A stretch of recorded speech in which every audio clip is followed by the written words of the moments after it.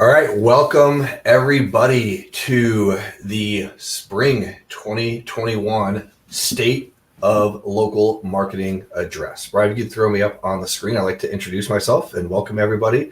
My name is Jeff Hershey. I'll come up on the screen here in just a second here as we get StreamYard going. And I'd like to welcome each and every one of you to the State of Local Marketing for Spring of 2021.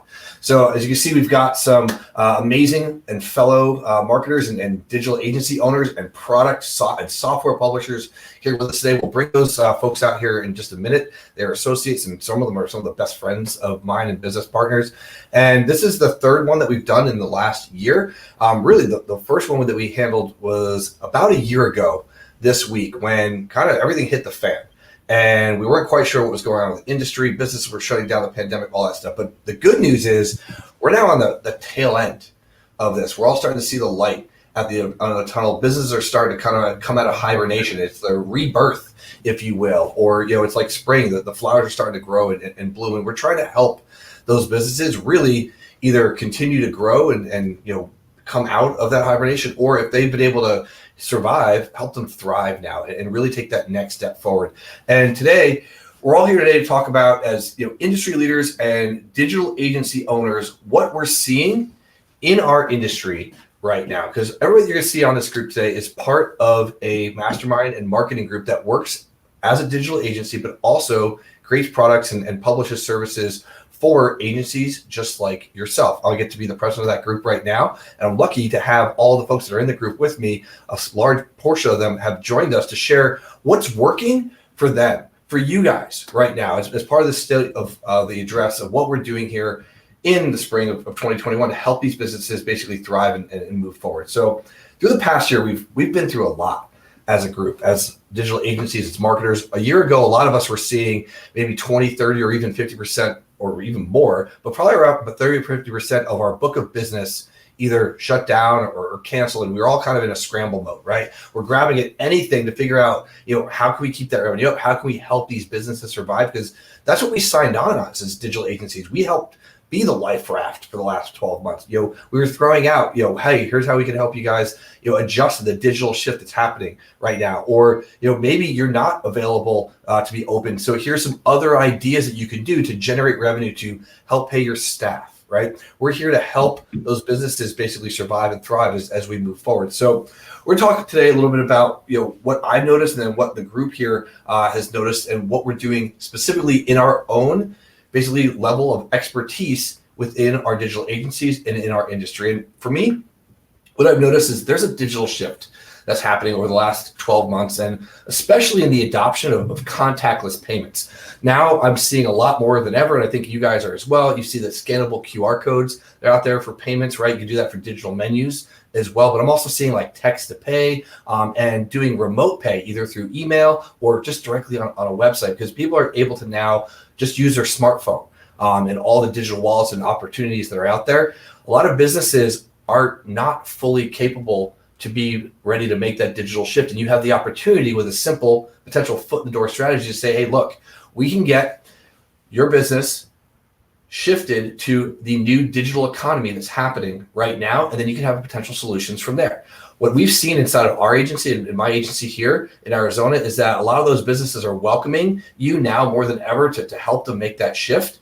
And then it allows you, after you've given them an ROI, shown them the value at maybe a low to medium ticket offer, that just kind of gets your foot in the door to get them to trust you, right? To be able to show that, hey, look, we're not looking for that large upfront fee. We're trying to make sure that you do survive. We're like the business rescue squad in a way, right? So with that, it then allows, as they're ready to take those next steps, move forward for those medium and larger size contracts for you guys as you get going. So, we're seeing some very important trends in our industries and in the different agencies that we all work through. And based on the specialties of the folks that are here today, we're actually going to share all of that information with you of what we're seeing. We're just here to give to you guys as digital agencies today. And the first speaker that I have that's going to come out today is Rob Warner of Invisible Ppc. And he's going to talk a little bit about Google Ads and the trends that he's seeing as we now approach the middle to the end of the quarter for the first quarter of 2021. So Rob, you want to come out here for a second and just share a little bit about what you're seeing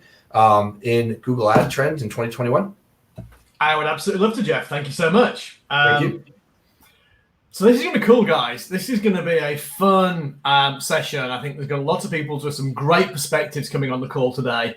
Mine happens to be Google Ads. Can I share a screen, Jeff? Yeah, so we'll have Brian help you share the screen on that side. I'll do that. It should work. You should be able to see my screen now. I don't see it yet, Rob. Oh, I see it. There's 2 rows. Hang on. Here we go. Hang on, Rob. No. I see my screen, but I see you as well. I know. I'm gonna put your screen up. Hang on. I'll put your screen up. There's a little technical difficulties, you guys. So I'll put your screen up, and if you can't, I'll just talk through it. It's fine. How about this? Will this work? That'll do me. Right. So what I'm going to do is, it's really easy when we're all as we are in the UK at the moment, in our home offices, because we're not allowed to go into the actual office, the one that we pay for, the one that currently is what I often describe as luxury furniture storage. We're here in our homes doing our thing for our clients. One of the things that's really difficult to do outside of that is step back and go, okay, I know what I see within my universe, but what's happening in the universe outside my 4 walls? What's actually going on there? And it's really easy to not see the big picture. And one of the things I'm very aware of is I participate in lots of Facebook groups. I'm sure you do too. Everybody's got an opinion. I mean, Facebook is never, ever short of an opinion on just about anything, and Google Ads are no exception. I'm kind of not a big fan of opinions. I'm a much bigger fan of data. So what we've been doing this last 12 months is analyzing data. I'm very fortunate. I have a mathematician full-time on my staff. So he and I get together to work on what's happening, what does it mean, and what can we do with it. And that's what I want to share with you today.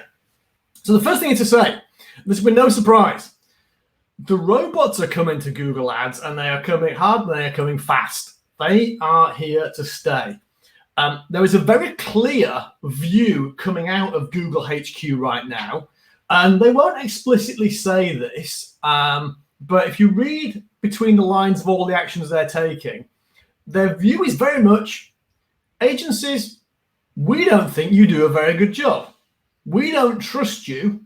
We think we and our tech can do better, and by better, I mean make more money for our shareholders.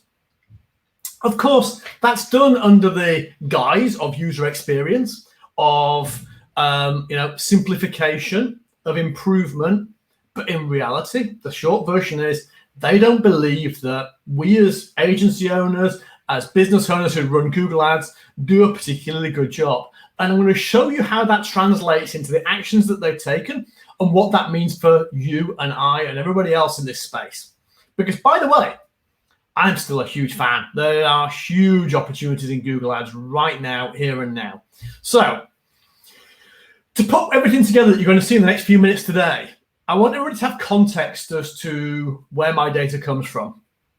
In this analysis alone, and that you've seen the slides in front of you, there is 8.5 million in ad spend, which is actually a small subset of our ad spend that we deal with, but it means that we don't just sit listening to computer fans calculate the whole time. Nearly 400,000 search terms, clicks, there's a lot of stuff that we've looked at and applied maths to come to these data points today. So with that said, the first thing, you will hear the word smart an awful lot in the world of Google now. They smart everything. That's their thing. And one of the things they introduced a little while ago was something called smart campaigns. And they kind of sucked. And they still kind of sucked. And what you can imagine a smart campaign is, you say, I want to advertise based on a particular page on your website. So if you're a dentist, you've got an implants page, you say, show me ads to send people to this page, and let Google figure out the rest. Is basically what they are.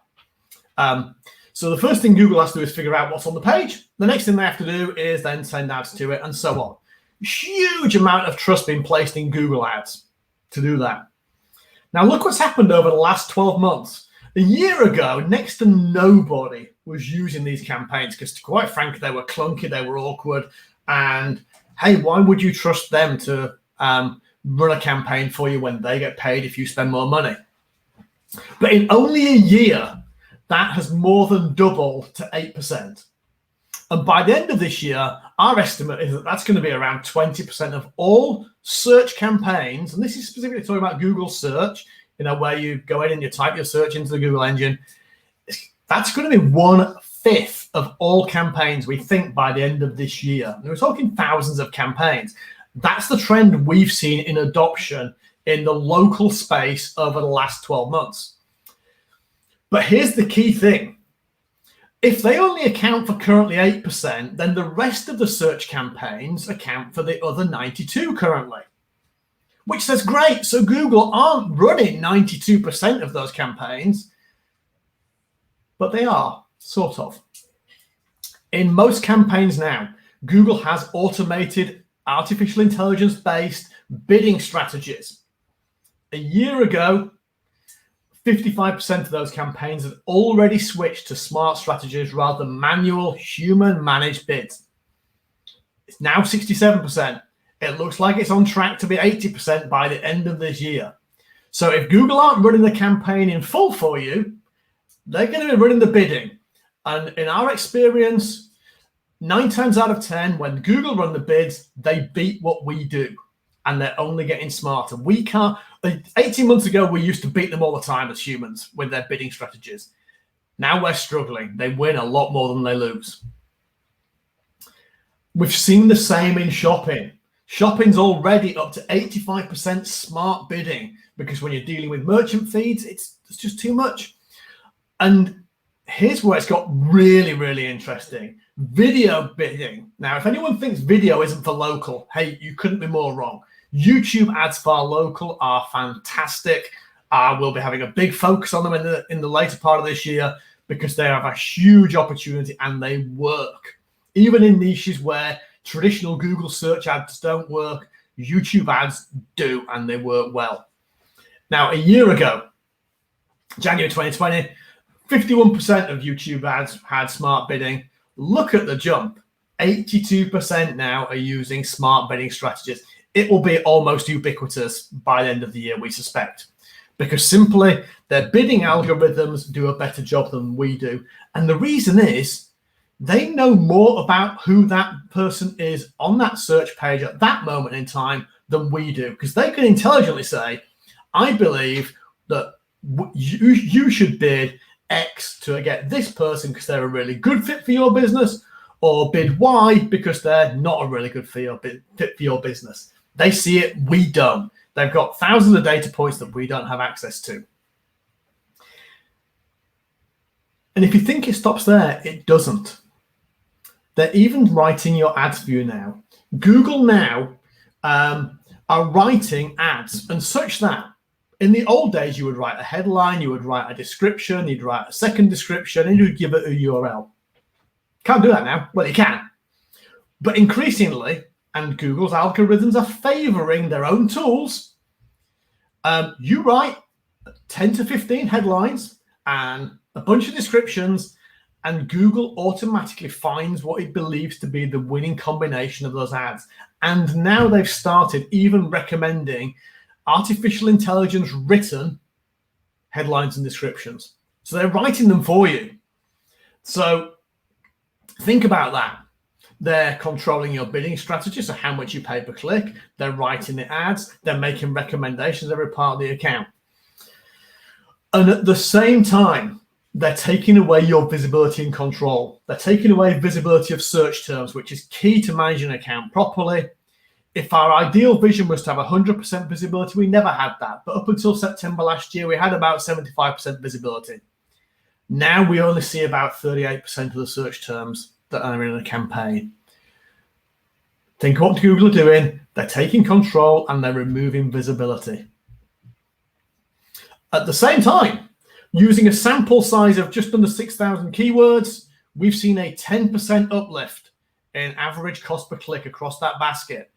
Prices are going up. It's down a little bit since the peak around Christmas, but that's even despite this kind of mini crash when the pandemic first kicked in at the start of 2020. Expect that to continue in an upward trend. And at the same time, by the way, they're eating your lunch with local service ads. Google are almost controlled these entirely by algorithm, and they are now sitting above the ads that we all manage and run on a day-to-day basis. So that sounds pretty bleak, but it isn't. It means that Google ads are in huge demand, and the returns should get better because fundamentally, the things they roll out, in some respects, they do better than we do. In others, they don't, and that comes to strategy. And that's where we get to play a bigger game. If we analyze data well, if we build strategies, if we add values to our clients, if we help them with follow-up, with positioning, with offers, with creative, then we can do much more value than we can do turning handles, managing bids on a campaign. Think about it. Handle turning is a $10 an hour job. Strategy, follow-up, lead conversion is a $500 an hour job. That's where we get to spend our time going forwards.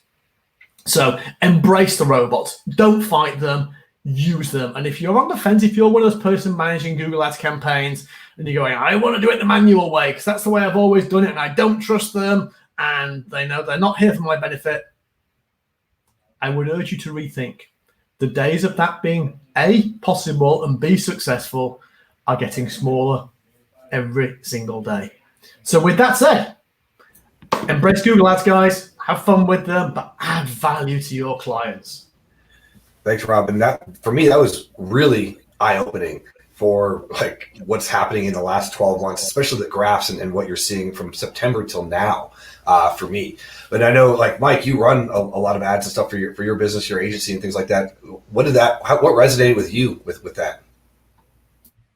I would say for me is just the big opportunity that all of these platforms provide for all of us that is still so completely underutilized by most of us. I mean, I don't know about you guys, but I feel like I can manage like advertising in one place or helping my customers advertise in one place when we all know now there's Facebook, there's Google, hey, what's up? There's YouTube, there's LinkedIn, there's so many different places that we could advertise. And thank goodness these platforms are making it, easier on us in many ways and using their incredible data so that, we can take advantage of it because there's so many opportunities. And we think about our small business customers and how many of those opportunities they're not yet capitalizing on. It's incredible. Lots of upside. Yeah, that's a great point there. It's really, it actually lowers the barrier of entry for newer agencies. There's less to learn, right? Because you've got the robots helping with at least maybe the first portion of it from there. Alicia, I know you work with a lot of newer agencies as well. How does that resonate with you? Well, first, let me say my favorite slide that Rob had up was the one that said it was like the local ads. And, it was very clear in that it said you just pay when a customer, contacts you. So I really think that for us and my agency, we have been putting Google ads on the back burner when they should be in the forefront. So after Rob's presentation, it's definitely something that I'm now going to say, you know what, we need to be going hard with this. Why aren't we doing it? Why aren't we doing it? Yeah, no, absolutely. And everybody should be. Matter of fact, we're starting, Google search ad campaigns here in my office as well, because not necessarily, I haven't seen Rob's presentation before this, but now it's like, man, I was going in the right direction. It kind of reconfirms everything they were doing. I know, Brian, you do a lot as well. Yeah, no, Rob is obviously a complete, I don't want to say math nerd, but a brainiac who I enjoy talking to about the topic. And between he and Troyer, man, you'll get all you ever want to know. Jeff, I wanted to call out, Rob, I didn't get this from you, but I assume this is okay if I put this up here. A lot of people are asking about Rob and about his company and the PPC work he does. So, Rob, if it was okay, I just put your link up to your website, you guys. We've all known Rob for years. I can't say enough good things on my end about Rob and about his partner Joe as well. Yeah, that's cool. Oh, good. Good. Yeah, so reach out to me, got anything. And then Chris, I know you're one of our other brainiacs in the group too that talks about like some of this, the robots and the AI and all that kind of stuff. You know, what from your perspective, all the smarter guys in the room, what are your thoughts on this? Yeah, it's like I always enjoy listening to Rob when he has something to say, because I mean he digs into the numbers, and he doesn't. The thing I like about what you talked about today is that it's not emotional; it's all based off of data. And I think that's really important to understand, is that when you run campaigns based off of data, you'll have much better results and much more consistent results when you use the numbers to run your campaigns. So yeah, thanks Rob today. I was taking notes as you were talking. That was great. Yeah, that was a great presentation. And of course, the guy that says "embrace the robots" has 2 droids sitting behind him in his background. I love it. Take that as it just dawned on me as I was watching you talk, Rob. So that's some really, really great information. And, you know, it's like you talked about, we're opening back up, right? We're emerging out of, I don't know, the hibernation or the rest, however you guys want to look at this, we're really moving forward with our businesses. And, you know, a lot of the agencies have made some pivots and some changes, and, you know, some of us had some downtime, you know, in 2020, or had to make some really great changes. But, you know, a lot of the things for you guys is, now as they reemerge, you need to have a comeback plan for both with your agency and as well as the customers and the businesses that you serve. And that's what Mike Kuch is going to come out here and talk a little bit about right now, is, you know, how to have that comeback plan and how to implement it for yourself and for your agency. Yeah, cool. Thanks, Jeff. And hello, everybody. And I hear my video is a little bit grainy, so I apologize for that. Maybe it'll clear up. Hopefully it does, but hopefully you can still get the message. And hello to those of you who said hi. Thank you very much. I appreciate it. You know, as has already been mentioned, we are starting to see businesses open back up and the economy open back up. And I know we are all thrilled for that. And our customers obviously are, you know, just really, really excited to get back to it. And everybody is hopeful, you know, that this next year is going to be better than this last year. And I'm certainly, you know, optimistic about that, counting on that. But what I do want to share, as Jeff mentioned, is that I think that we need to have a plan for us, but a plan for those small businesses that we're serving to take advantage of this reopening of the economy. And, you know, I know many of you probably have studied Dan Kennedy at some point in your career. He was very influential on me early on as I was learning about marketing. And he used to just, you know, drill into your head over and over and over again that you had to, you know, you had to be scrappy and fight for every dollar. You know, that you should do everything you could to make sure that your business had the visibility, the attention, the credibility, you know, attractive offers, everything that you would want at your business to get your revenue going. And he always talked about how so many small businesses in particular just didn't think that way. They thought that they could open the doors and business was going to come back to them, or you know, people were just going to come walking in and buying. And I think that there is a massive risk right now for small businesses that have that mindset. You know, if people think that we're just going to go back to normal, I think that is a very, very big risk. Hey, David, that could ultimately cost a lot of these businesses, you know, their business, that they think that just because the economy is coming back, they're going to be fine. And consumer behavior has changed, right? This pandemic was a catalyst for a lot of things. Consumer behavior has changed in a lot of ways. It's not going to go back. We don't know the full impact of that yet. I'm not a you know, future teller or anything like that, but I know it has changed just by looking at my own personal habits and people around me. And it has created an environment where certain businesses, the businesses that have been more on top of this technology and social media and things like that, have an incredible advantage over those that don't. And that gap is going to be really hard to close if businesses don't start closing it immediately when this economy opens back up. So we've got to help them with that plan. I want to give you 3 specific pieces of advice or strategies in terms of how I think that we can best serve small businesses in making that comeback. The first one is about automation, right? And we all know that we should be taking advantage of automation, and our business customers should be taking advantage of automation. And we all know that, in so many ways, we're not doing enough of it and they're not doing enough of it. And in the next handful of months, that's going to be more critical than ever, right? Because a lot of these businesses are now short-staffed. They have had to get rid of staff. It's going to be hard to bring staff back and train them and things like that. So you have this period of time where if they're not taking full advantage of automation, then they could lose a lot of opportunities or create bad customer experiences. And it only takes one of those for somebody to be turned off and go away. So I'm talking about just basic upgrades of their tech. I'm not saying that we have to, here in the next few weeks, put in full automated systems, but we should be doing things like just making sure that they have a mobile optimized website and that their website has the basics on it, right? It's got a phone number. It's got an opt-in form, some sort of lead capture that's clearly visible. And I'm a big fan of that. Every business should be using some sort of what I call a smart number, but like a Twilio number, a tracking number, or something that you can do some auto response features. When somebody misses a call, I'm a big fan of this missed call text back service, where if somebody misses a call, we can automatically text them back to say, hey, sorry, we missed your call, and try and engage them in a conversation that way. Just any time saver and automation that we can help our small businesses with so that they don't miss out on those opportunities and they don't create the poor customer experiences. And then another one that I would add in there that I just think it's crazy that not every single business is doing, and yet most of them are not, is a retargeting campaign, right? Putting in a retargeting campaign into that mix of technology so that we know that in one way or the other, we're following up with all of our opportunities. I think that's a no-brainer for every single one of your small business clients, okay?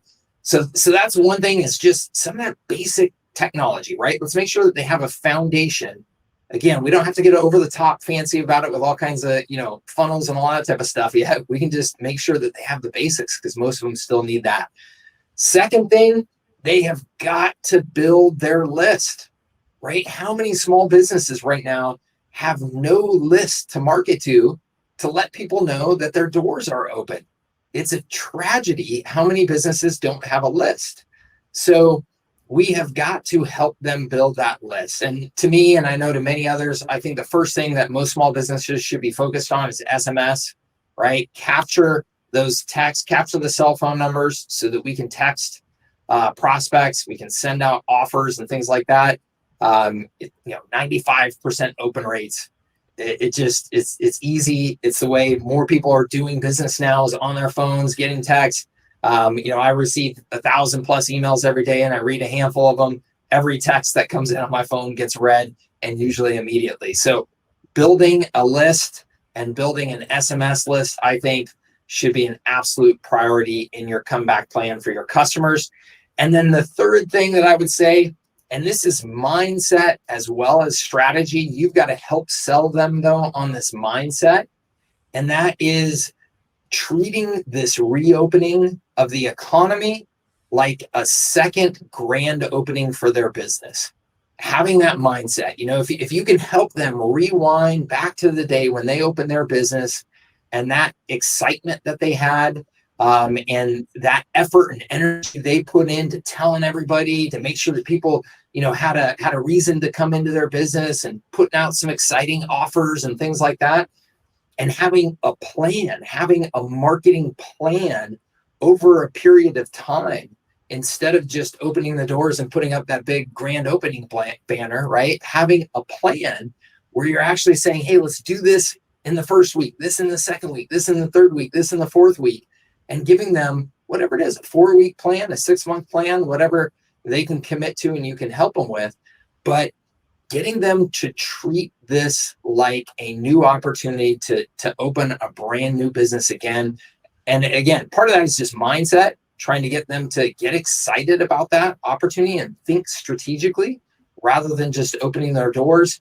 I think if we can do those 3 things for our small business customers, we're going to have a huge impact on them. You're going to play a critical role in their success, and we're going to play a critical role in the success of our local economies, which I know we all want to do. We're all excited to do here in this next year. So That's it. That's the comeback plan. Make sure they've got that basic tech in place, right? Mobile optimized website, lead capture, a smart number, call tracking number, and a retargeting campaign.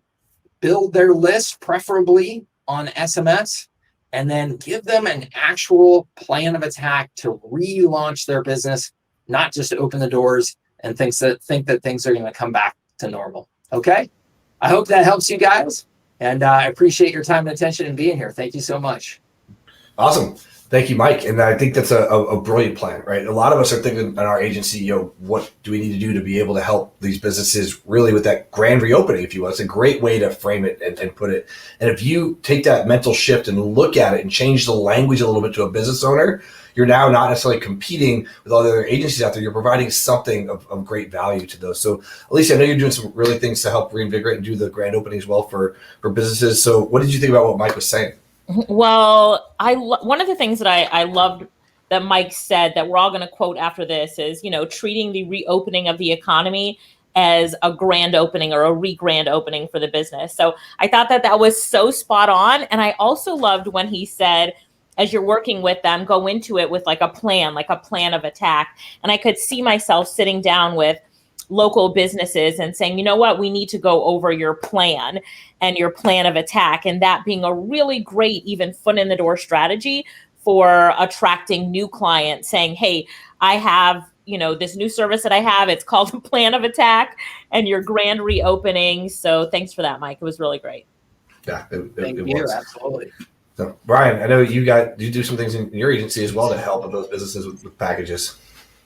Yeah, everything that Mike spoke of, I mean, it's almost like he sits in my office with me. That it is so congruent with what we're doing. The list, the simple blocking and tackling, the basics like following up. We do the automatic text back as well. One of the most useful services, and when Mike hit on it, I'm like, that is the biggest no-brainer in marketing right now. It's not a bulk text. I'm not saying take 8,000 texts and send them out. I'm saying if somebody calls you and you miss them, you can give them an automatic text back, 1-to-1. It is totally compliant. Check with your attorney if you want, but it is the best strategy that gets that conversation started between Mike's client or my client and the business owner. So it's fabulous. So no, I love it. It honestly really connected with me today. Yeah, thanks, Brian. And Chris, from your perspective, what's the big thing that you saw on your side? I think the big takeaway for me, and thank you, Mike, that was great stuff, is building lists. And I think back to a couple companies that we are working with, specifically restaurants. They did not feel like they had lists because they're just people were restaurants. But through the pandemic, that just did not happen. And now they were caught with their, they were caught unprepared because they didn't have the ability to go back out and reach out and bring their own back.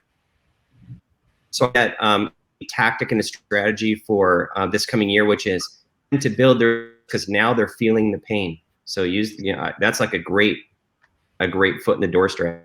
Just say, hey, let's not make that same mistake again. Yeah, absolutely. And Rob, from your perspective, I mean, you come from a little bit different perspective from UK from your side, but I mean, we're all digital agencies helping local businesses, right? Yeah, and I think the same applies for everybody in this situation. And the key thing for me right now is service.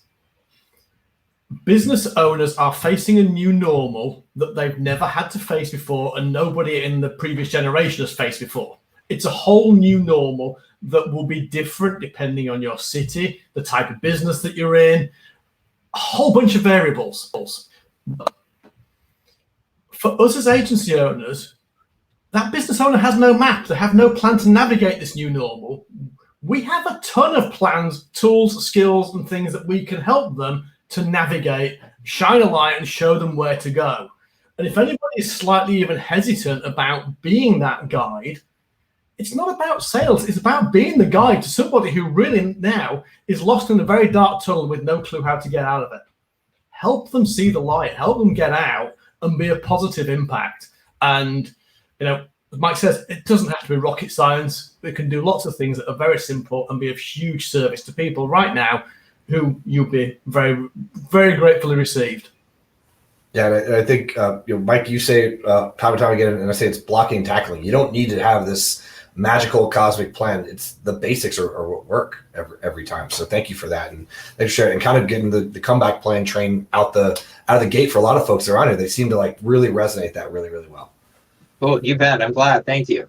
So now we talked about the comeback plan. Let's talk about what's happening on the social side. We talked about ads. We talked about creating that comeback plan. I don't know about that one. I'm on here, but let's bring it to the social side of this, right? And there's some emerging tech. Well, it's not really emerging. It's been around for a while, but like emerging to the small business owners with social commerce, and there's a new era of retail that's happening right now. We've got Alicia Little representing that side of it, and she's like our group expert guru when it comes to talking about social and how to sell on social. So Alicia, let's talk a little bit about what you guys are doing inside of your agency with you and your sister.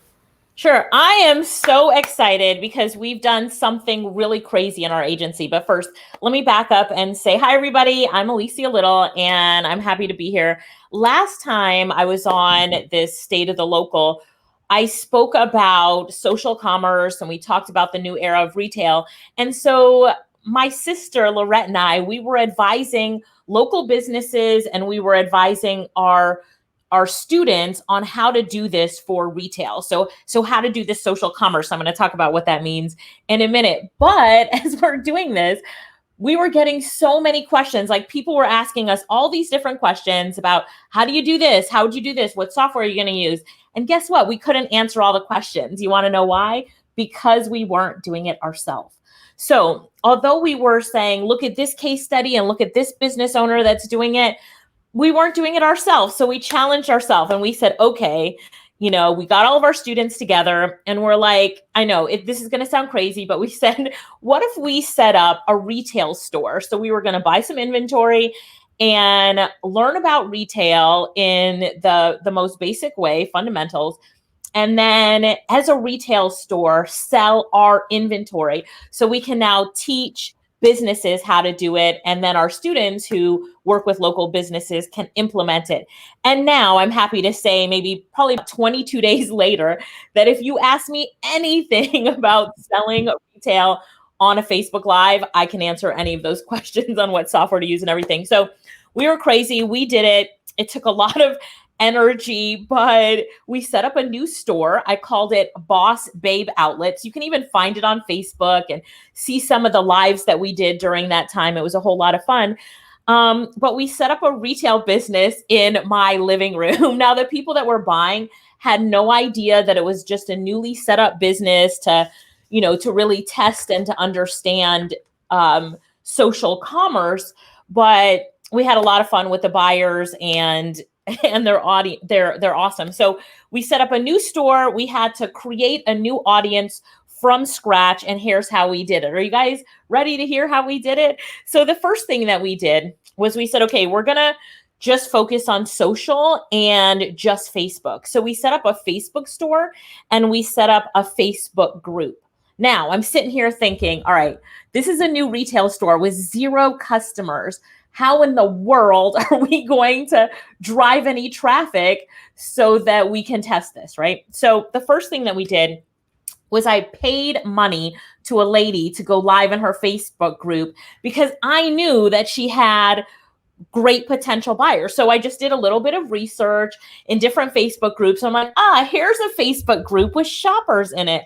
Those are the ones that I want to buy from the retail store. So what I did was I paid her money. I think it was like $59 to go live in her group. And I did it twice. And I just want to say that one customer from her group has spent over $800 with us. So what's that, like a 10-time return for just one customer? But in the 25 days, we have about 520 new customers for this new store, Boss Babe Outlet, that we set up. So let's talk about the 3 things that we learned. So the first thing is that the more times I went live, the more money I made. So I made money every time I went live. And as I started looking at retail stores that were going live, I found retail stores here and there that were going live. And here's the thing for us as consultants. It's that retail stores are not doing this. And I don't care what type of store it is or what type of local business. It could be retail selling clothing or jewelry. I've seen companies selling snow blowers that were doing it. I've seen beard oil companies doing it. Chiropractors, a dentist would go live and show teeth whitening. You know what I mean? So any local business can do this. But the more times I went live, the more money that I made. So some retail stores that are doing this really well. I mean, there are retail stores. So I was talking to the sister of a retail store owner, and she said her sister has a physical store, and she was making about $5,000 a month in that physical store. And then she started going live, and get this, she's at $300,000 a month right now. They had to get a new store that's bigger, same city, just new store that's bigger. And it wasn't the walk-in traffic, it's the online traffic. It's the people that are watching her via webcam that are buying, from 5,000 to 300,000 during COVID time because she goes live. These retail stores that are doing it right, they're going live about 3 times a day. And now you're saying, but I can't convince any retail store owner to go live 3 times a day. Do you think the owners are doing it? No, they either have staff members that are doing it, or I was watching one retail store. It's a store in Georgia right now, actually here in Georgia.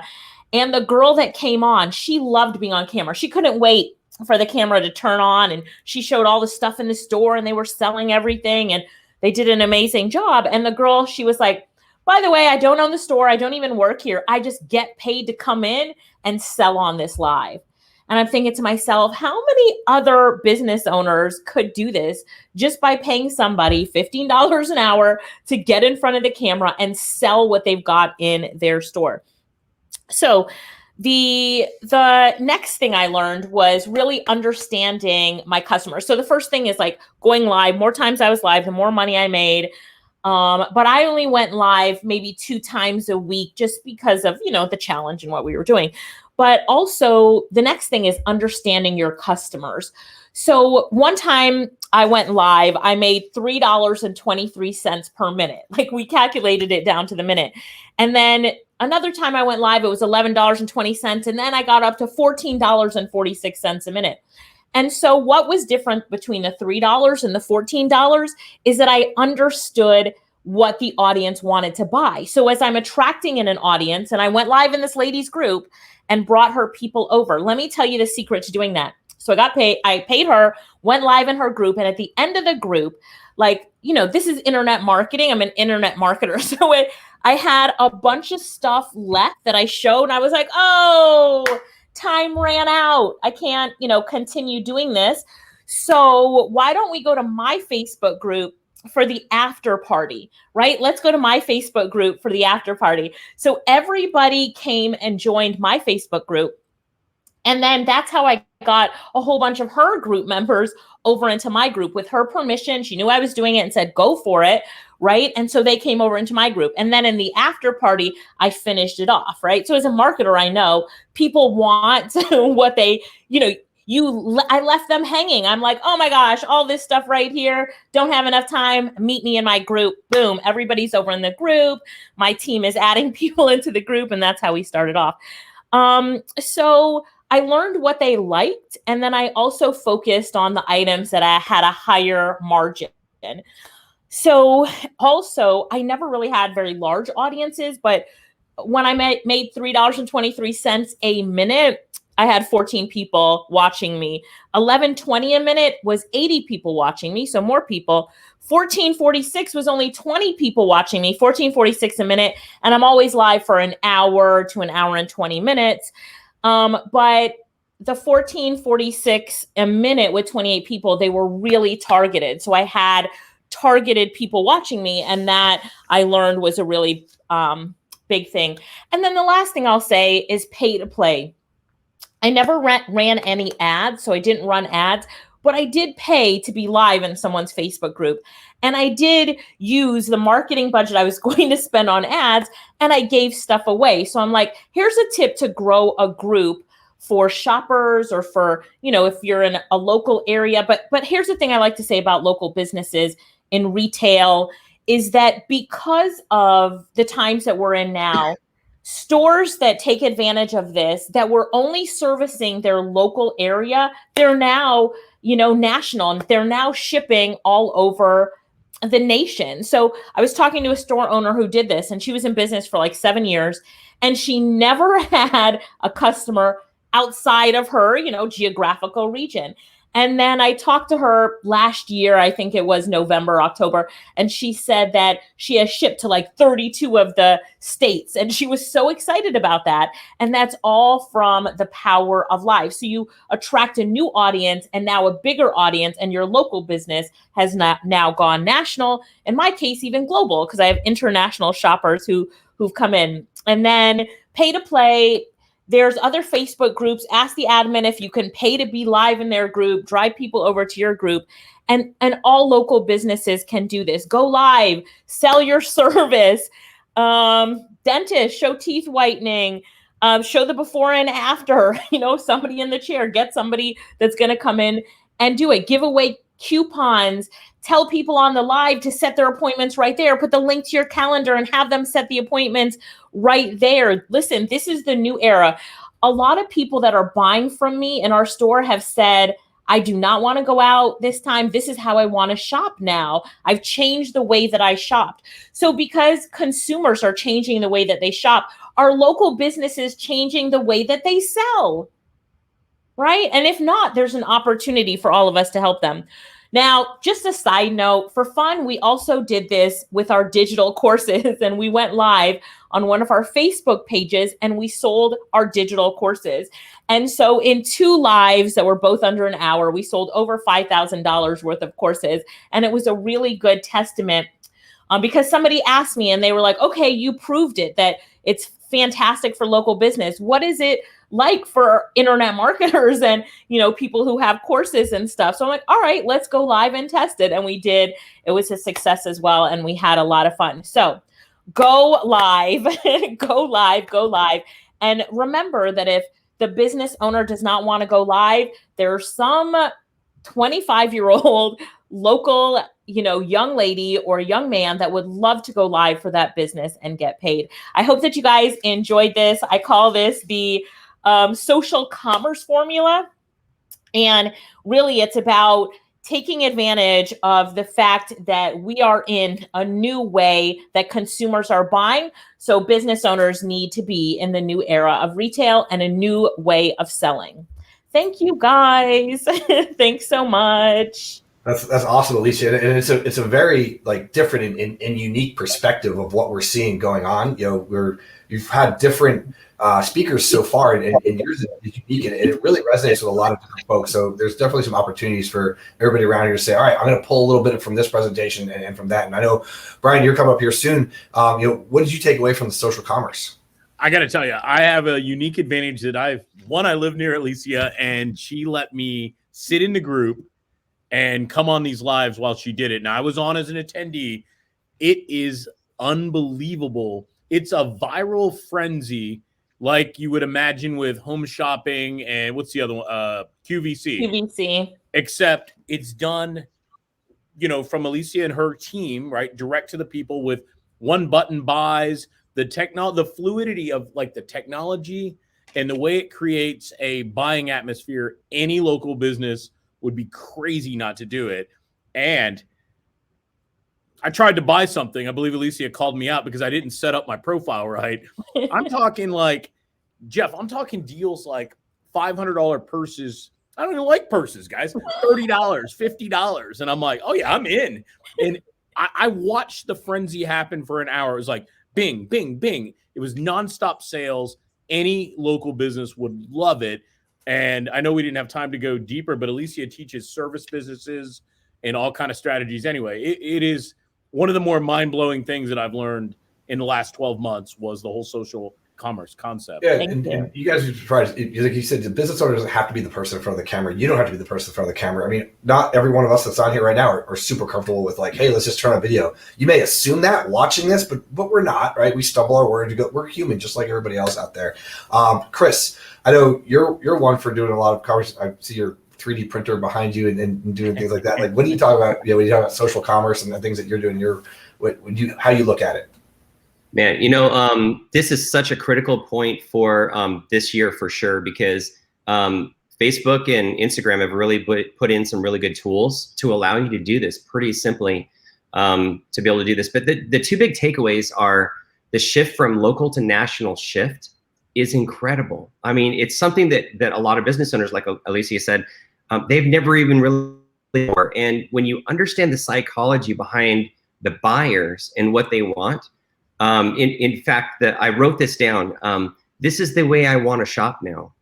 I mean, I think that is so true. And if we can take that and be able to, implement these ideas that Alicia has been about, I mean, you could be a hero to these local businesses. Thank you. Yeah. Absolutely. And then, for being the hero to the local businesses, there's a lot of impact that you could have for those folks that you're working with. And Joe, I know, welcome. You could be a hero to some of those local businesses as well. Joe's joining us talking about, we're talking about the social commerce. And I know you do a lot of that, for you guys with, working with the small business owners, but this is a little bit of a different angle than the ads and what you talk about, Joe. What did you learn from Alicia? Well, I just jumped on, super excited to be here. Sorry I was a little late, but I love that, like, this is the year of change, right? Like, so much change has happened.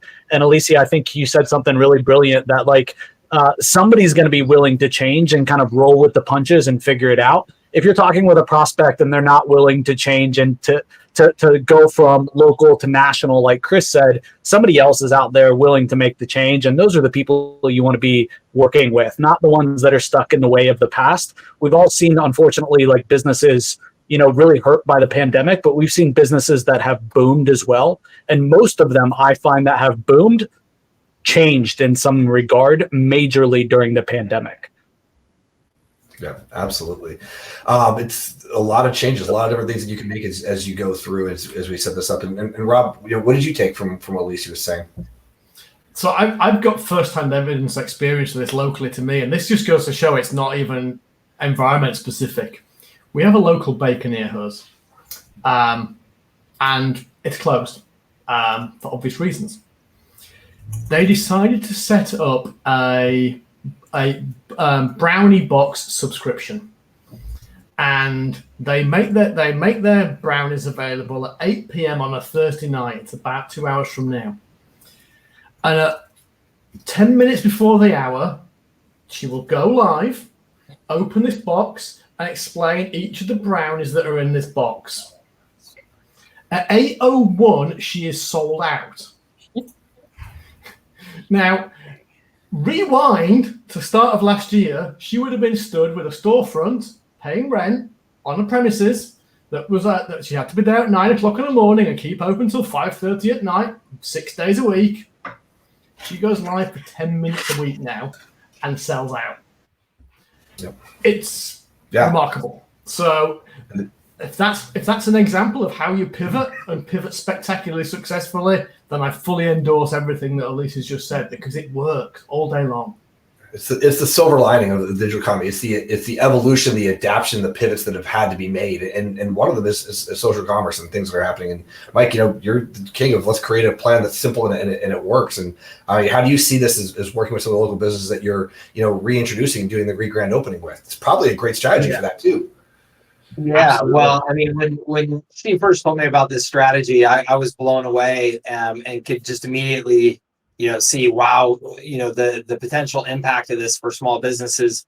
We talked about this before, that small businesses have really survived or thrived in the past based on two things, right? They have either proximity and convenience.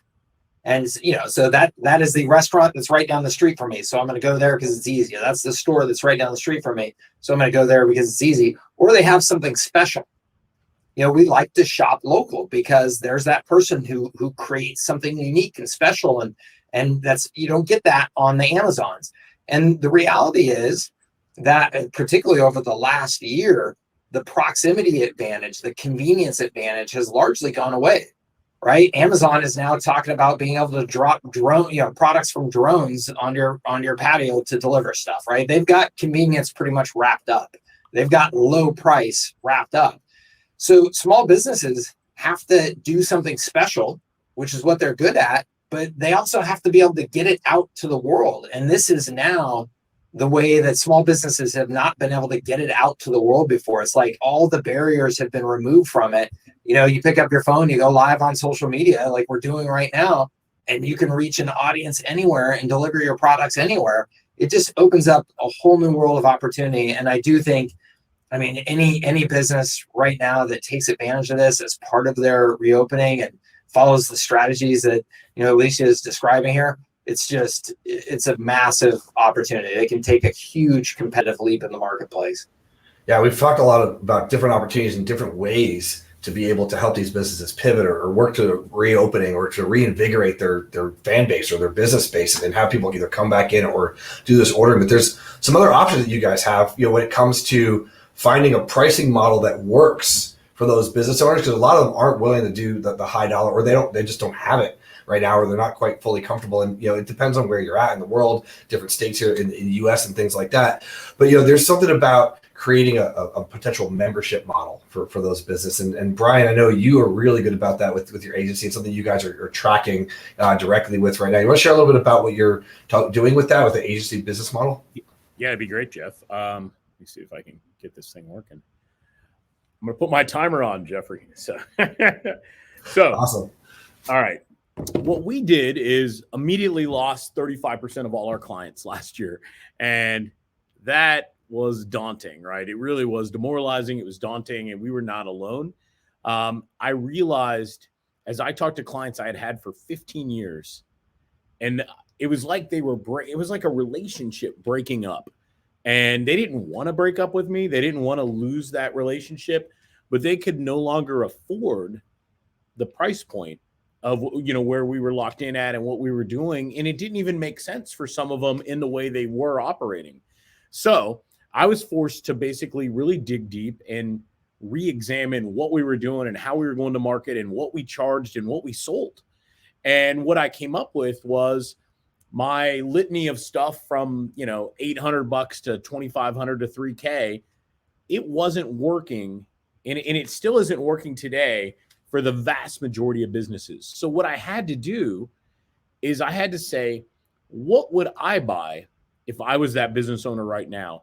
What price point would work? What would cause them to continue to purchase from me? And the reality was it was lower. So I had to change how I packaged and how I priced. So what I did is I immediately lowered my prices. I came up with a package, a bundle, if you will, that tied into a membership site, right? So the bundle would give you 2 or 3 things for, I'm going to say, $300.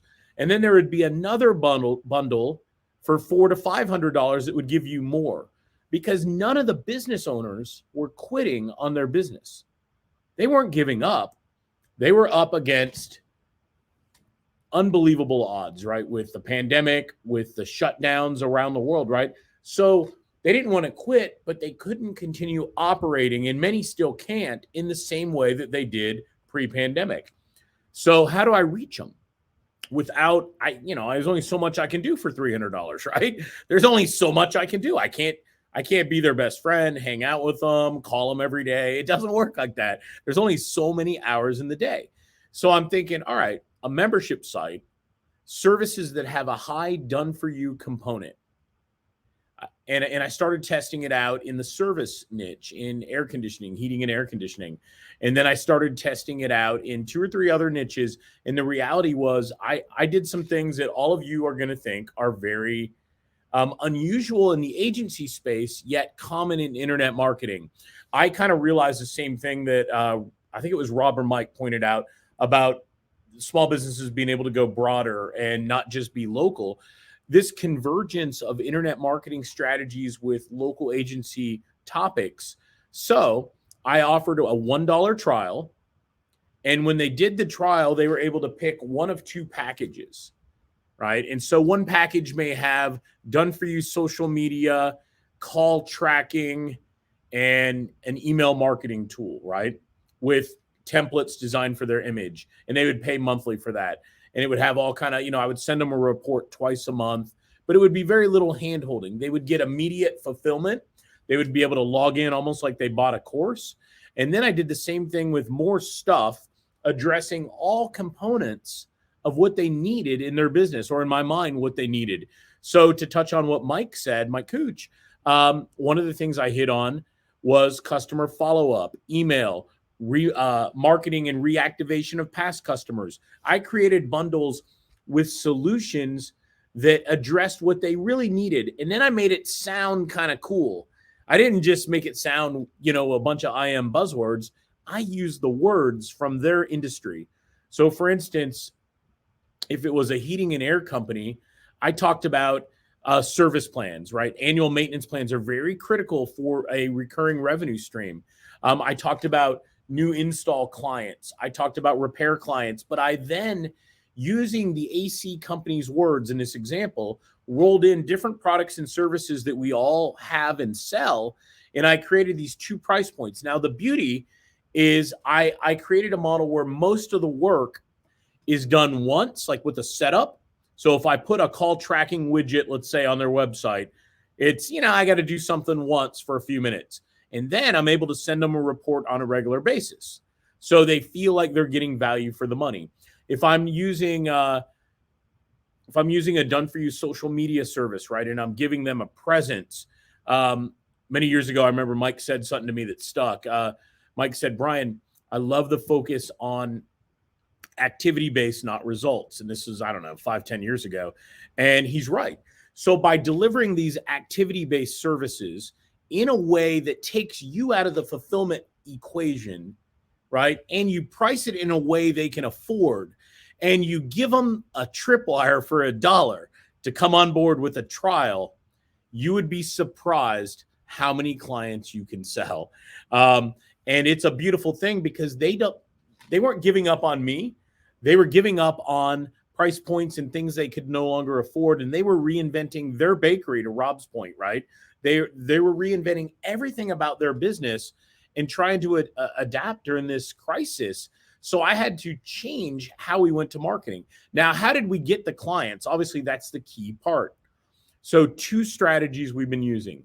We use email combined with voice and text, right, that goes to a sales page. So the email, like if I pick a bunch of, you guys all have tools that probably can email and can find a certain niche. So let's say I was doing auto repair shops and I got a bunch of auto repair shops. I then created emails that were designed to speak to the auto repair shop. The copy was designed to get them to click. And when they went to the page, it wasn't my normal website. It was a sales page for an auto repair shop buying a bundle of marketing. And they could start for $1. Guys, the $1 thing with a local business speaking their language really, really resonated. It worked very well. Now, why the sales page?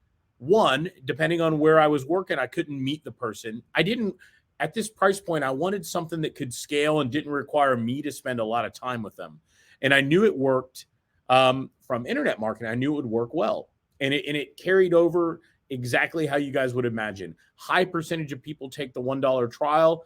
Not all of them go through. You may find 40 to 50% of the trials stick. But imagine this. You get 18 trials one week and 9 of them rebill. So on Monday, you had 0 clients, but on Friday, you have 9 clients. Now, I want you to imagine slowly scaling that each week.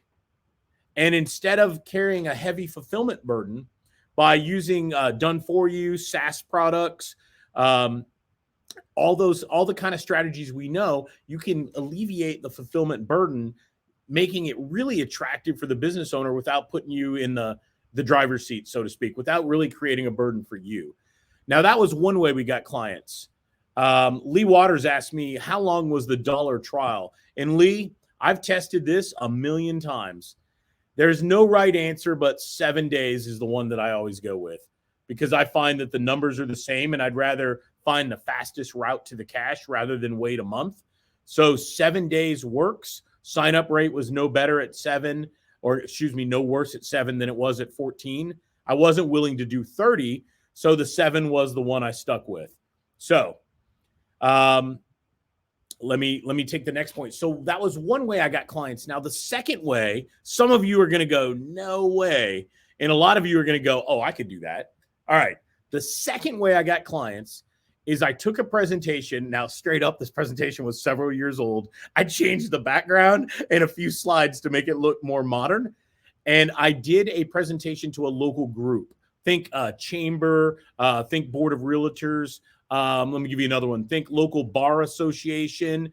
If you want to get crazy, if you guys are hardcore, think supply houses where the service companies buy their parts and you're doing a lunch and learn for their people. Look, at the end of the day, the supply house just wants the AC guys to sell more so they can buy more from them. All I did is a 40-minute presentation, 40 minutes. And then I answered questions. And now the key part of this is I gave away a free audit or a free gift, right? And you can change it to be what you want. In this case, it was something I could run on a simple software tool from another member of our group. And that was it. So imagine if you had 60 people from the chamber watching your presentation via Zoom. You're not meeting anybody. You're not selling. You're not uncomfortable. You're really just reading some slides and adding a little color commentary. And out of 60, you got 30 or 40 of them that did not a trial, they did the free gift. So back to Mike and kind of what I'm doing as well is now you got all these inbound leads, these opt-ins from people that have raised their hand and said, hey, think I might be interested in that exact thing. And now you can follow up. Some of them are going to hunt you down and want to sign up. And others, you just put in a follow-up nurture campaign. And it takes a couple times, except you're not talking to them. You're routing them to the sales page where they can try it for $1. So with that, my own timer went off. So I'm going to take myself out of the solo mode. Let me see if I can come back. Jeff, here we go. You're good. Awesome. And yeah, that's a great model. Again, being creative in a time of, need for some of these businesses where you're offering them something. And a couple of things I took away from it was, consider reframing your offers to something that's niche specific. The language is focused specifically to them and you're talking directly to them for yourself. And then, that risk-free trial, the dollar trial, you're right. About half of them will rebuild, plus or minus 5 to 10%. But that's good.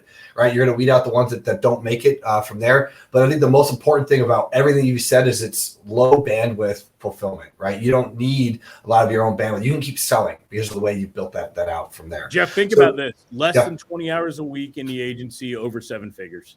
Less than 20 hours a week of actual work. I'm talking follow up. I'm talking fulfillment. I'm talking everything. Now I have help, but my personal involvement is 100% less than 20 hours. So if that's attractive, think about pivoting on your model. And that's a good takeaway for you guys.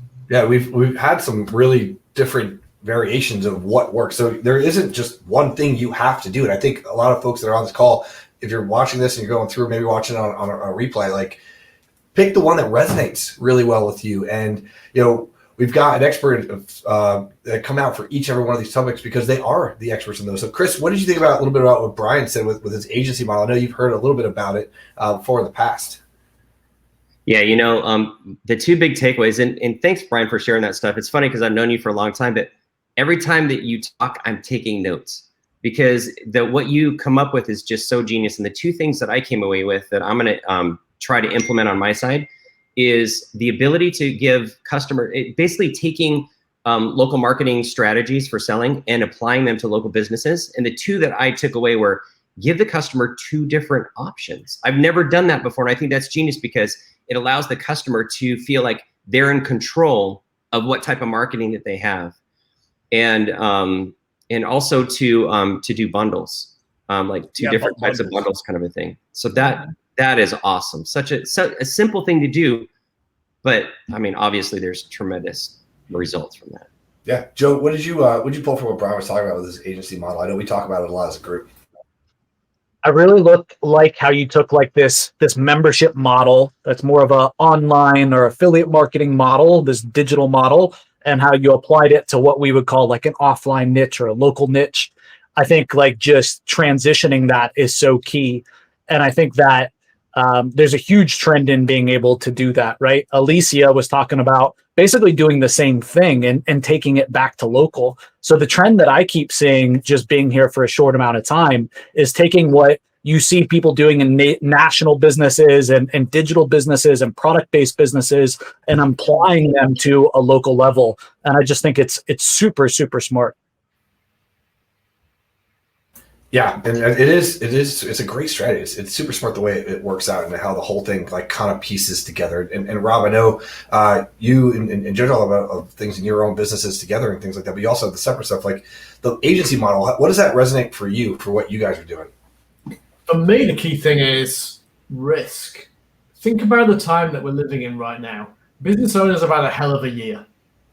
They are in many cases cash poor. They are confused. And but they still need help. And many of them have already had previous bad experiences or no experience at all. So their perception of what an agency can bring to them is at best a little jaded or unaware. And yet we as agency owners going, hey, I've got this great service for you. And it's good news. I can give you a discounted onboarding fee of only $2,000 today. And they're like, no. That's not the game we're in today. Brian's flipped it on the head, takes the risk, makes it easy to say yes, and then and only then, after delivering some value, ask for an ongoing payment that's appropriate and reflects the level of service given. That totally changes the dynamic when you it's like rolling out the red carpet versus asking someone to smash the door down to get in. It's a different model and it's a heck of a lot easier. Yeah, no, I agree with you 100%. Mike, what do you think? Well, Brian mentioned some of our conversations that we had years ago, like activities versus results and things like that. And I'm just a huge fan of those types of models. I mean, people who are familiar with me in my community will hear me say that I actually hate to use the word agency. I try and get people to think of what I call as a marketing services provider instead. And it's just a small little shift in language, but the mindset is that, hey, we can deliver a lot of value to our customers without having to do any sort of agency types of services. There are lots of other ways to add value: tools, training, membership, community. There's all these things that have a lot of leverage to them that Brian has packaged up in this awesome offer that obviously really speaks to the small businesses now, because they're looking for things that are more affordable and give them, still good upside, but have that lower price tag. And he's saying, well, I'd love to offer some things that are lower price tag and recurring revenue and don't require me to, have to sit there and do anything to fulfill all day long too. So it's a win-win. I love it. Yeah, I think, Lisa, you could talk to this could actually be melded to what you were talking about earlier too. Like there's a good hybrid of that. Yeah, absolutely. And there's one thing that Brian talked about as I was taking notes, I was like circling that. And he talked about how he used a presentation and did it for a local group. And I'm thinking that right now in the times that we're in, Chamber of Commerce, they must be like fiending for someone who's got some good content to come present to their groups on Zoom. So, I know they would love to do these Zoom presentations. So that's the one thing that I wrote down, Brian, that I'm like, you know what? I'm going to take a presentation and contact local Chamber of Commerce and say, I have something that can help your members and pull them in that way. So I loved how you said, you know what? I just took an old presentation and updated it a little bit and did it. Well, I'll send you mine, Alicia, and you just kind of infuse your special sauce. But even easier. Yeah, it'll be easier. Just cut and paste a few things, add it, and it'll be amazing. I love that awesome. part. So yeah. Great idea. All right, so let's talk a little bit about we've gone from paid ads. You talked about the agency model. You talked about social, but there's a lot of trends that are happening right now with social media. And Chris, I know you're our resident expert on social media and trends and what's happening. You want to talk a little about what you're seeing in 2021 and what's happening so far with social media and marketing, using that as a platform? Yep, you bet. Thanks, Jeff. And it's so great to be with you guys, my friends, my fellow digital marketers, fellow entrepreneurs. And certainly last year has presented us with some challenges, to say the least. But with these challenges also come opportunities, and that's what we're all here today to talk about, all different aspects of how we can change. And today I'm going to be talking about social media. And I think that when I've completed my thoughts today in the next 10 minutes or so, that you're going to have a greater understanding of the place that social media may have for you during this next year. And, for some, it's going to be getting right back to the same struggle that you've always been doing. And for others, these things that we've all learned today are going to allow you to make some changes that will ultimately make 2021 a great year for your business. And, this digital marketing industry is taking the world by storm. As businesses get back to work, people are getting immunized, feeling more comfortable, going back into restaurants, into stores and businesses, things like that. And as these businesses regain their position in the community, it's going to require more than hard work and capital investments by these businesses. It's going to require getting the world to see that they exist and that they are open. And this is where you come in. And today, we're going to go over one of the most fundamental ways of doing this, which is social media. Social media, it's the benchmark of a company. It introduces the company. It defines the company to the public. And it plays a role of information, education, and support with these businesses. And it supports every other type of marketing, and every type of marketing supports social media. So it's very intrinsic to everything that we as marketers do. And in 2020, we saw a remarkable surge in social media usage, with millions of people suddenly sheltering in place and working from home. And according to Statistica, the average time spent on social media grew to 145 minutes per day per person. That's 2.5 hours per day that you have an opportunity to be in front of them. And this is a massive amount of time spent on social media. And really what it does is it creates a massive opportunity for you. And Facebook claims that they have 2.8 billion people that use Facebook every month. These are the people that log in and use their software. And so, that being said, with some of the demographic changes in Facebook have also changed. And so basically with the demographics being more older on Facebook have really changed. And in 2020, the largest segment now on Facebook is between the age of 25 and 34. Now, we typically seen this on Instagram as being the one that has the younger generations, but now Facebook has gotten this big resurgence of 25 to 34-year-olds. And so the majority of these users are tech savvy.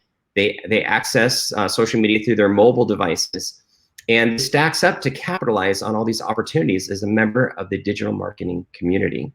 And it's our job as digital marketers to recognize these opportunities for these businesses and recognize their pains that they're feeling that we've talked about in different areas today, and then also to provide their solutions. So what I wanted to do is talk about some trends that may help you better understand the landscape of social media for this year. And so the first trend that I want to talk about is the trend that older people are becoming more tech savvy. So right now, 20% of the entire American population are baby boomers. That's 1 out of every 5 of us is a baby boomer. And it's estimated that about 70% of these baby boomers are older than 55, that they bought something online in the last 30 days. And then over half of them discovered new products using social media, according to some polls that were out there. Now, this is a massive amount of purchasing that's originating from social media, more than has ever happened before. So this trend kind of shows us that we shouldn't be overlooking social media with our clients this year. And it may turn out to be substantially more important in your business than you might think, and it may be more important in their businesses than they might think. And so what does it mean that the older population is getting more tech savvy? Like, really what that means is that there's a larger population in general that's turning to social media to learn about and buy products. So this leads us to trend number 2, which is the rise of social commerce. Now, Alicia, she talked about some super cool strategies. And but one thing is that 55% of all people online purchased products through social media in 2020. Not a big surprise, because when the pandemic hit, everybody kind of turned to the internet to buy things, to have them delivered and things like that. But 80% or 87% of those purchasers claim that social media helped them make that buying decision. And so more people are shopping online than ever. They like it. It's convenient. We've become accustomed to it over the last year. And so it's not a big surprise when you can't go out and purchase something, you turn to the internet. So businesses that are poised for this are going to reap the rewards. Just like we heard from Alicia and others about how the social purchasing is happening. And basically Facebook and Instagram, they've really led the way by introducing all these e-commerce tools within their platform and businesses to help businesses, sell online like they've never done before. So trend number 3 is that video is growing faster than ever in 2021. Now, video has always been awesome. So I'm not here to say like, oh, video is like the new thing. It's not, but it is more important than ever because people, I mean, we all love to be edutained, right? We've all kind of heard that before. And that statistics show that 4 times as many people prefer watching YouTube than non-video platforms. People love to watch YouTube. I do. And so my personal behavior really mimics 68% of all users, which is that I turn to YouTube to watch other people's reviews and stuff before purchasing a product. In fact, just last week, I was looking for a knife sharpener for my kitchen knives. I was, preparing dinner and I'm just like, man, I need a knife sharpener. I just didn't have one. And so what I did is I looked around and I did some research, and then I immediately went to YouTube to find out what other people thought about this knife sharpener, because I didn't want to buy more, more than one. I didn't want to buy one that didn't work well, right? So I found that other people liked a different type of knife sharpener, and I ended up buying a very specific type of sharpener based on their reviews. And so, it just works. I mean, that's kind of what we do, right? And so being in a position where you have those videos that are out there can put you in a very good position. And another thing about video is that about half of all video watchers prefer videos that are 6 to 8 minutes long. So you don't want to be too brief and you don't want to be too long, somewhere like kind of right in the middle, right? Like the 3 bears, just right. And one last tip for video on social media is that you need to start your videos off strong. You have 8 seconds, statistically speaking, to capture your audience before they click away and go somewhere else, right? And just as a point of reference, that's only 1 second longer than the attention span of a goldfish, if that says anything about people, right? But anyway, hook them early in the video so that you don't lose those precious goldfish. Trend number 4 is that social conversations are becoming extremely popular. Basically, 50% of internet users find education, entertainment, and funny videos on social media. And so that's why they go there. It's interesting. There's good dialogue, there's good videos, but 68% of the people that are out there, they think that companies' videos are boring and that they suck. Also, that the conversations that they have are boring and they suck. And they create social media conversations and videos that people just don't want to watch. And so it's our job as marketers to go change that trend and to bring interest and interesting things to people. So here's a quick suggestion. If you're looking for ideas on how to present your product or your service or whatever, go to a local comedy club. You know those improv comedy clubs, hire those guys to brainstorm with you on how to deliver your story or your video in an interesting and captivating way. And guess what? They're probably not busy right now, if you know what I mean, right? They're probably not having shows right now. So work with them and let them use their superpowers of creativity to help you construct your stories, your videos, and all the different things that you do for your clients. Just be optimistic. Avoid lashing out at your competition. Stay real positive, because that's what everybody needs right now, and you will win the hearts of your people. So just as a quick recap right here, social media is more important than ever to sell stuff online. Older populations are getting more tech savvy, so the population is getting bigger. Older people, the older generations, baby boomers, they're buying stuff online. So social commerce is kind of an integral piece of selling online today. Use good video to promote your products, educate, entertain, and sell them using video. And then use social conversations to engage your audience, keep them coming back for more, and make them want to like your business, to follow you, and to follow your fan pages to come back for more. And so just to kind of wrap this up, when we take the time to master our craft as digital marketers, the world is a better place. Problems are solved, people are happier. We have the ability to shape and change the world as it's evolving around us. And as we forge ahead in this heavily digitized time, marketers, we will either succeed or fail. And it all depends on how we're going to shift our businesses this year. Brian talked about, many of these guys talked about how we have to be able to change and with the market, or we're just going to be kind of doing the same thing we did before, which is old and boring, and it's not going to work. So here is a couple of parting suggestions. One, make a strong effort to just take one of us today, a valiant effort to make some your business help shape you into a more successful business for one. Serve your clients better and reward loyalty, and also learn to understand the changes of technology so that you can stay ahead of the curve. Don't be afraid to reposition yourself with your marketing strategies. It can be uncomfortable sometimes to make these changes, but make these changes, as painful as it might be, and consider using social media to further the goals of your customers and yourself. And so anyway, thanks for having me on today. That's all that I have. And it's been great to be with you guys. Awesome, Chris. Thank you so much. And those are some great pointers. And to make sure we keep the attention of all the people on me, I'll keep it to less than 8 or 10 seconds as I do my part. Joe, what did you take from what Chris was saying with the trends of what's happening with social media? Man, so much good stuff. But I wrote down one thing that was just awesome, Chris. You talked about how people want to see good content. They want to see good ads that they can engage with, right? And your tip for going to a local comedy club and hiring a comedian that probably doesn't have a whole lot of work right now, I thought was just freaking brilliant. And I guess to maybe cement your point, we've been playing with some Facebook ads and really focusing on messages that people want. And in one market, we went from $8 cost per clicks and $16 leads to $1.75 opt-ins.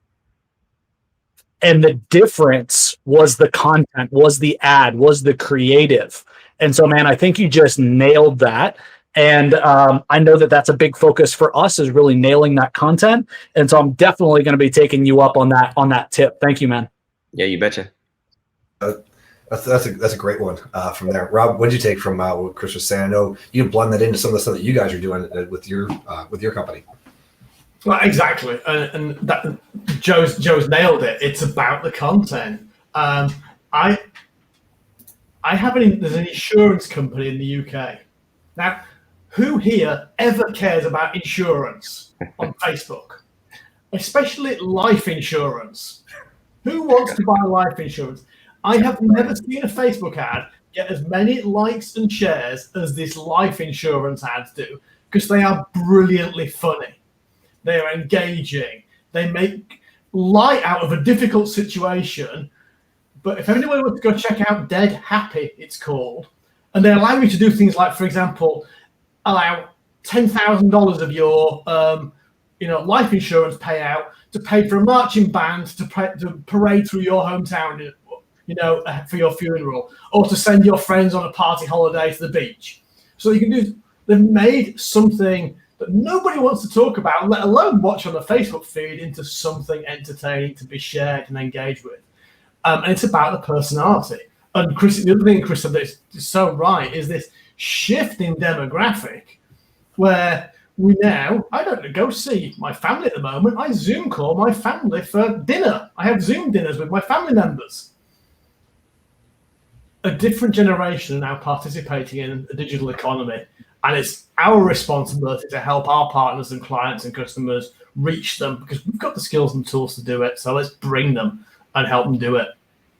I can only imagine what that graph looks like of the number of folks that become more digital savvy or like educate over the last year because you had to. And I know, Mike, some of the things that you do, with your daughters and with life and your business and things like that, like everybody becomes more digital savvy. Like your mother, like being able to reach out to Mama Cooch and things like that. So she gets a shout out on our broadcast. Like it's the folks that are being able to become more and more digital savvy and we're kind of forced to, that plays into some of the strategies that are out there, right?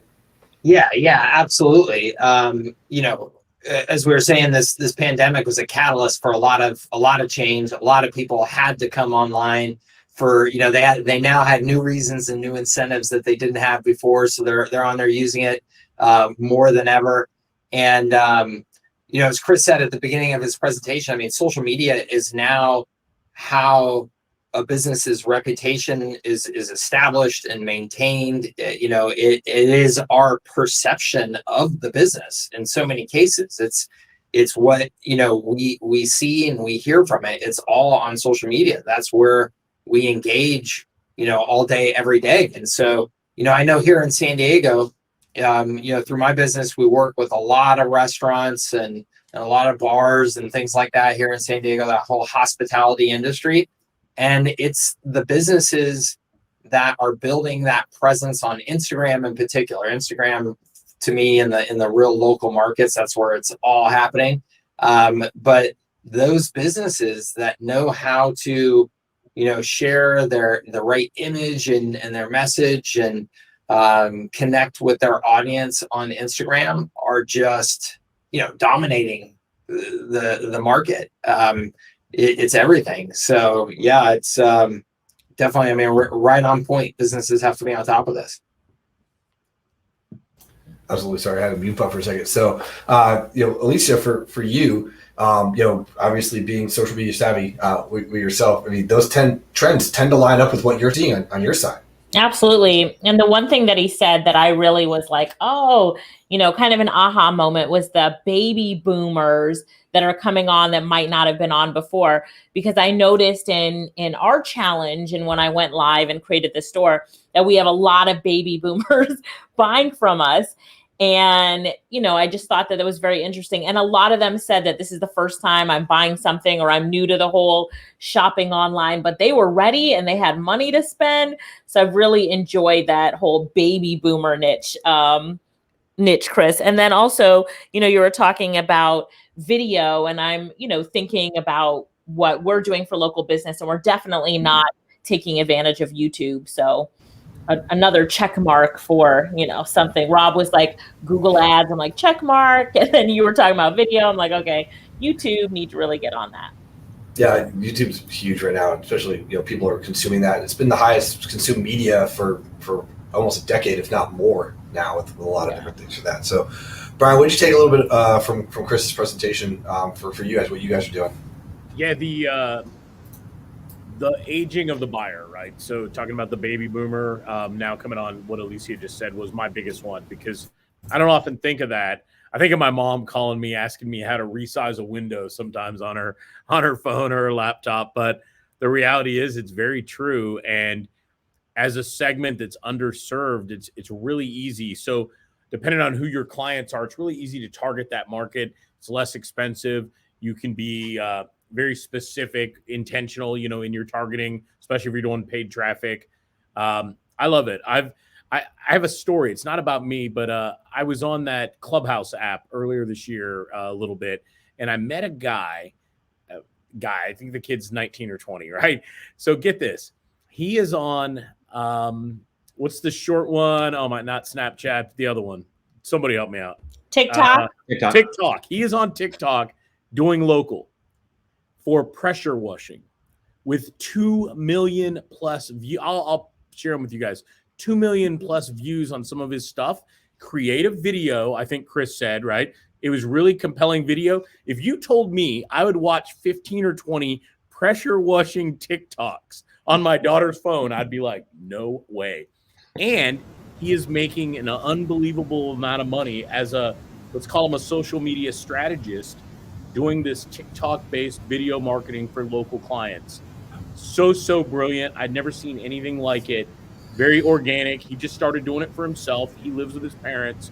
He does it on the side. He's a big TikToker. It took off. Somebody said, can you do it for me? So, Chris, you're spot on. I love the presentation. Yeah, that's so awesome. cool. Thank you, Brian. So now let's talk a little bit about like creating their future for the next year. Go forward, and we've got Vice President of our group, Joe Troy, is going to talk a little bit about creating content, how to create something that you can leverage for the next 52 weeks. Because we're about 1 year into this. We're coming on the back end. Is what we're looking at. Is the light. The regrowth, the rebirth of a lot of these businesses. We talked about prepping them for the future, having the right strategies in place, how it ties into paid ads and social media. But let's talk about like follow up with their customers and things like that. So Joe, you've got a strategy in place for like the next 52 weeks. For these businesses that should only take about a day to actually implement for these agencies. Yeah, for sure. Awesome. So super excited to be here. Happy to share with you guys. For me so far, the takeaways have been there's a lot of shifting happening, a lot of pivoting, a lot of restructuring of offers, taking what used to be kind of online strategies and there's a gold mine to be made in taking them offline, and really adjusting to what I would call are the new buyer habits, which have really been fast forwarded during the pandemic, right? So like we talked about, going live on Facebook, and I'm just setting a little timer here so I don't run over, sending SMS. But what about email, right? So email still does really, really well and is very underserved. I'm going to be sharing with you guys how literally I wrote 52 weeks of content emails in less than 24 hours. And we're going to get a little tactical. I'm going to share with you guys exactly how I did it and how you guys can do it too. And I want to show you guys how you can go and you can do this for your clients so that they can stay top of mind and they can stay in front of their audience and in front of their prospect. So when that person is ready to buy, that they're on the forefront of their mind. So at the end of the day, the reason that I think most people don't do email and why I haven't in my agency and why probably you guys haven't wrote a bunch of content emails in your own agency is because you're always focused on new prospects and getting sales out of those prospects and then, getting into fulfillment mode. And really, the problem is we leave behind most of our prospects, right? Most of our budget, most of our marketing is just wasted. It's lost opportunity because we don't make the most out of the leads that we get. So I'm going to share with you guys just a really stupid, simple 5-step process where you guys can literally create 52 weeks of content emails in less than 24 hours for yourself and for your clients. And obviously the goal of doing this is building authority, building trust, staying top of mind. And so that you're really in the forefront and at the right place at the right time in that buyer's journey for your prospect or your customers and their customers. And I think at the end of the day, it's really easy to write like one email, right? Getting that past that hurdle and sending it isn't that hard. But really like having a system to do it and sending out emails every week, that's hard, right? The reason why nobody really does it either is like you got left brain and you got right brain, right? Creating valuable content sucks, right? Creating it with consistency is like a battle of right brain versus left brain. When you really got, your left brain, the logical, planned, and orderly side saying, yeah, we got to write all these emails and we got to get them scheduled out. Trying to work with and battling your right brain, which is the emotional and the creative side, and those two don't mesh very well. So it's no wonder it doesn't work that well. I'm going to give you guys a stupid, simple system. Again, just 5 steps that you guys can use right away to do this. All right. So step 1 is to simply break down the types of emails into categories of topics that you want to send out. So for me, the way that I do these and the way that I recommend people do these is just their content emails. And then in the bottom, you put a PS that is all about, the conversion, right? Oh, hey, by the way, if you're a local business that sells bikes, oh, hey, by the way, we have these 3 bikes on closeout this week. If you want them, they're 50% off, right? Use it to blow out inventory locally. If you're selling memberships like Brian, oh, hey, wait, don't forget we're running a special on the membership this week, all right? So for category ideas, you can really talk about anything.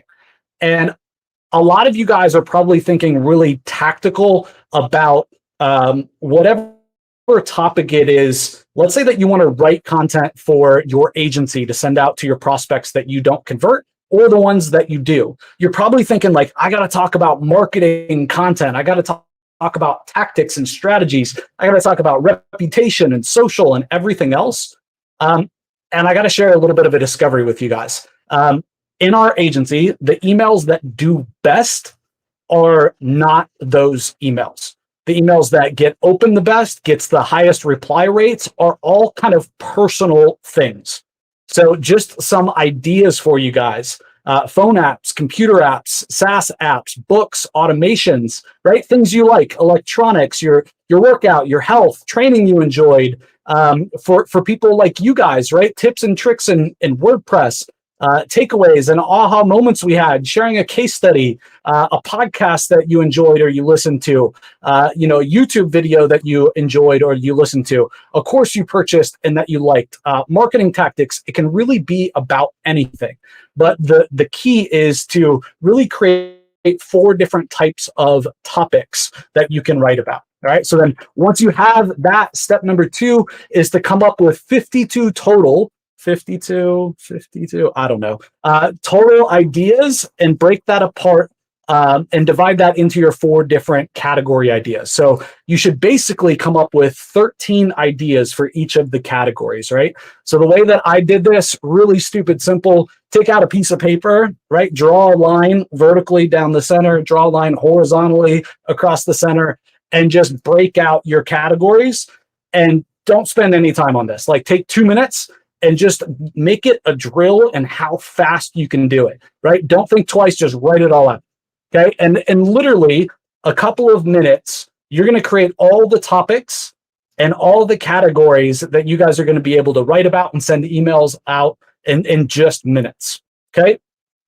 So step 3 then is really simple. You just wanna come up with a template of how you're going to actually send the emails. Like, what's going to be in the body?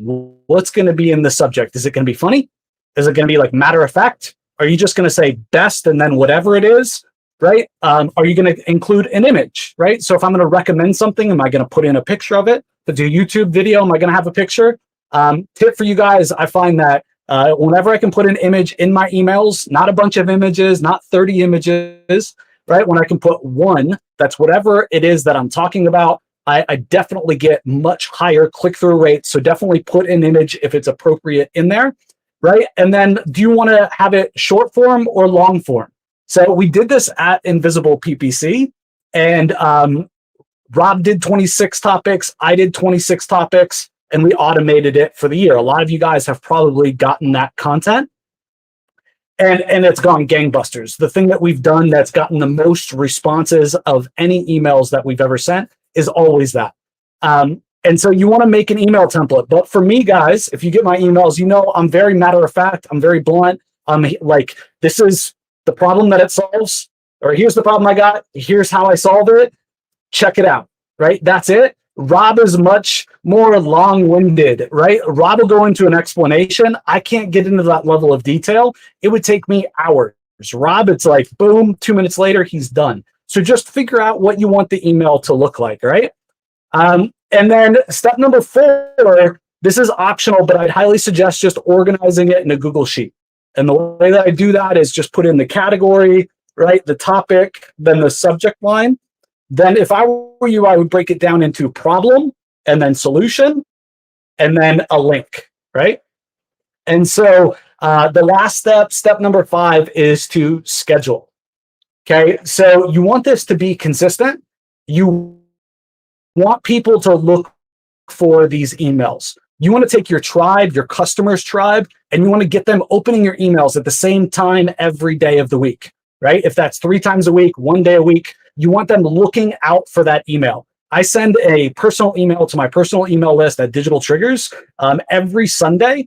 And the reason I send it on Sunday is because I never used to send anything on Sundays. So if I'm doing a promotion or anything else, Sunday was always open. So that's when I send out this email, right? And at the same time, every Sunday it goes out like clockwork. And I have a core group of subscribers that every Sunday literally open that message. And we only send it to people that are engaged with us. And we have about an 80% open rate on that email. Okay, guys, if I need to sell something or if I need to move some units, I get hit with a tax bill I didn't expect, right? How easy do you think it is for me to generate revenue like on demand? All right. So look at your schedule, look at your client schedule, whoever you're helping set this up, and pick a day of the week that doesn't conflict with everything else. And that also sets you up for success. Okay. And then last step is to literally schedule this all out. So when I do this in my businesses and the businesses that I work in, I do this and I schedule it out for the year, and I don't think about it, right? So I go through, when we did this at Invisible Ppc, I spent about 90 minutes on the entire project, scoping out all of the content and then coming up with the instructions. I handed it off to a VA, and a VA literally wrote all the emails and scheduled it out. It took me about 90 minutes. Okay, is my secret. So use this, and don't forget to throw in some PSs that have some promotions in them so you can generate some revenue for yourself and for your clients. Hope that was helpful for you guys.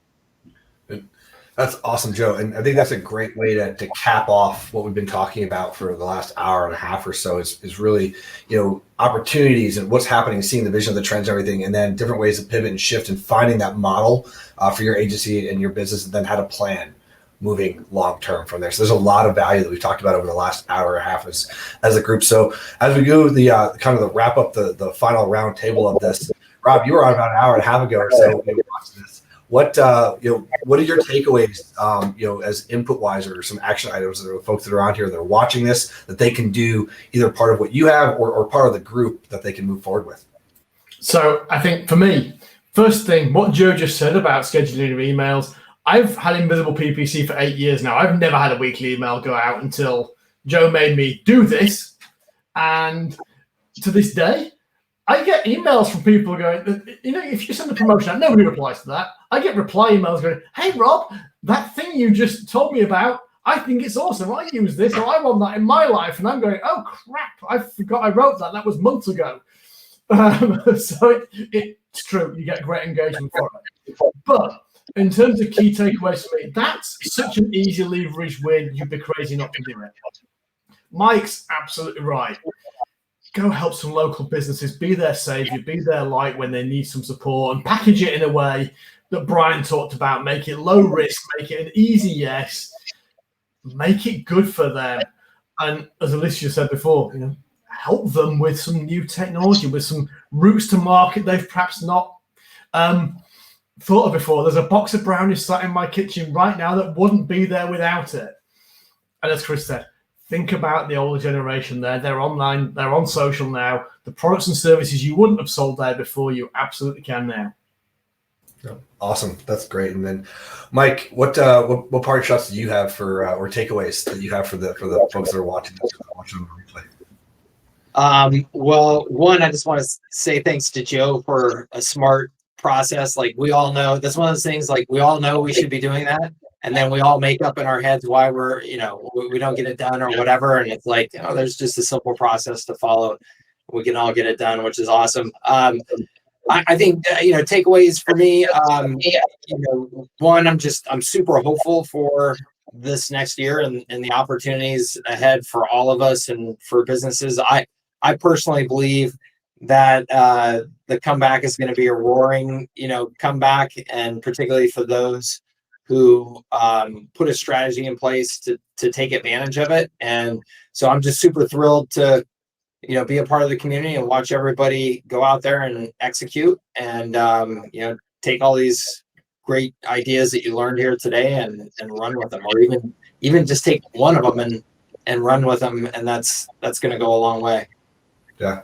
Alicia, what do you think about Joe's last thoughts and parting shots from you for everybody that's watching the presentation? Yeah. So Rob and Mike already covered a lot, but what I really liked that he said was the PS and closing out the email with that PS, like, oh, by the way, and then I liked what he talked about consistency and sending out the emails on Sunday. I see that sending emails out on Sunday. I think that's like a gap too in all the emails that they get. Like, there's the Sunday gap where they're not getting a lot of emails. And then he said he has an 80% open rate because he's sending it to his, most attentive and engaged people on his list, and they're looking out for that email. So, if you do something consistently, I'm guessing he also has it going out at a certain time, like every Sunday at 2 or whatever, then they're looking for it. And if they don't get it, they're probably going to send him a message like, I didn't get your email. What's going on? So that's one thing that I'm definitely going to add to my to-do list. Awesome. Yeah, we got a little bit of feedback. I think it's from the mic, so I think we're good to go on that. Brian, I know for you, we talk about a lot of email marketing and things like that and our stuff, but like for the final wrap up and a little bit about what Joe said as a summary, what are your thoughts and final takeaways from this? Yeah, I'm a big believer in what Joe said with the regular email communication. What you need to think about is you want a relationship with the reader, right? And that consistency that Joe talked about, it's critical. And I want to tie it into a mistake that I make, and I know a lot of others do as well. Instead of finding a new strategy all the time for everybody kind of listening, instead of kind of going every which way, I want you to think about just refining what you have and working on your business instead of down in it, finding a way to be that CEO, to be the leader, the manager, and not the doer. I saw great comments about VAs on the call. It's 2021. I know most of us started as solopreneurs, but the reality is for $200 and $300, you can have a team member that really helps you execute on the vision. And if you find yourself weak in a certain area, like for instance, Joe's email, right? That regular stream of email, have somebody else do it. If you're the problem, take yourself out of that position, right? Be smart enough to say, hey, I need somebody that's going to do that for me.